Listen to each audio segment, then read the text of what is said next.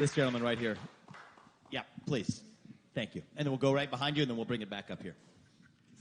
Okay, my question will be regarding the Palestinian situation. Now, before I ask my question, I want to set the record first for myself. I hate war situations. Secondly, I do not like politicians. If you win this... I agree with you on the first, both counts.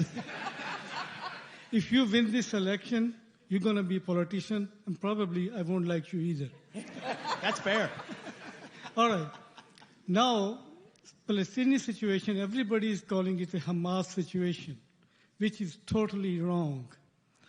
It's not Hamas, it's Palestinian situation, because Hamas is the organization which was started or created by Israel with the help of US. We had one Hitler in the history. He created the Holocaust. We have another wannabe Hitler in Israel who want to create another Holocaust in Middle East with the Palestinian people. Now, my question to you, where do you stand here right now on the Palestinian situation and how this can be resolved, and what is your take on it? I hear your view, sir. And also one last thing is, there's one Hitler wannabe in Middle East, and other is right behind him. Guess who? So let me just respond to that question. I know that there are diverse views on this question. I respectfully disagree with yours on this.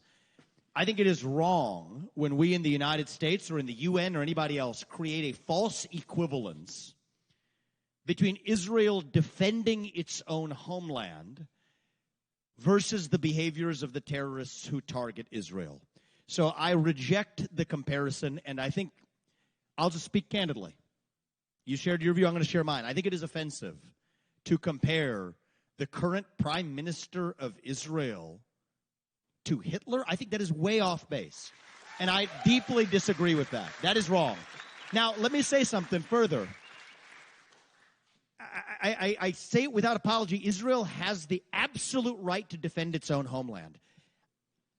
I'm different from the far left that might give these criticisms of Israel. Of course, many of us in this room are. But I also want to be clear-headed about it. I absolutely stand for Israel's right to defend itself. But I also recognize the position I'm running for as President of the United States of America. And my moral obligation as the U.S. President is to American citizens. So there's a couple things I will say about that. Yes, we will stand with Israel in its right to defend its own homeland. Give diplomatic air cover. Frankly, this gentleman, we don't have to be upset at him. The UN pretty soon is going to start to effectively say the same things. We have to tell the UN that that's wrong. We have to provide Israel with diplomatic support, munitions support as needed. Further, even provide them with intelligence sharing.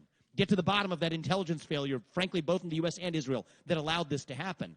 But we have to do it in a way that avoids broader regional conflict in the Middle East that does not advance American interests. $3 trillion spent in Iraq and Afghanistan. To what end?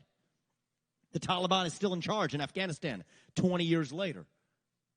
Frankly, a hostile anti-American regime in Iraq that's vulnerable to Iranian incursion. That didn't advance American interests, and we have to own up to that. And there are many in the Republican Party. Some of you may have seen an interview a few nights ago with Hannity. It was a disaster from, in terms of the lack of clarity in the neocon wing of the Republican Party that fails to admit those errors of the past that we have to learn from. So I think we've made our worst decisions in the past when we've responded emotionally to military crises or to crises of other kinds. We have to respond rationally, cool-headedly, and ask what advances the American interest.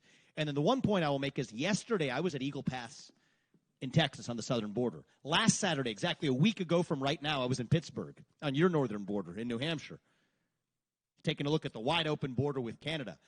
The number one lesson we have to take away in the U.S. is if that can happen in Israel, that can happen right here at home in the United States of America. And my top job as your commander-in-chief when it comes to our national defense is to defend our own homeland against that border invasion, against cyber attacks, super EMP attacks, missile attacks, space-based attacks that we're vulnerable to in the United States. We have an establishment in both parties in the last 25 years that has left us vulnerable, fighting in other parts of the world but failing to defend our own homeland.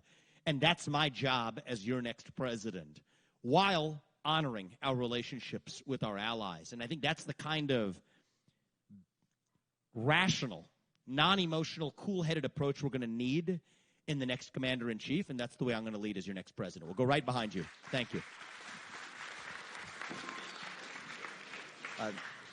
My name is Jim Rickers. I live in Portsmouth, New Hampshire. A question is, immediately after the Russian special military operation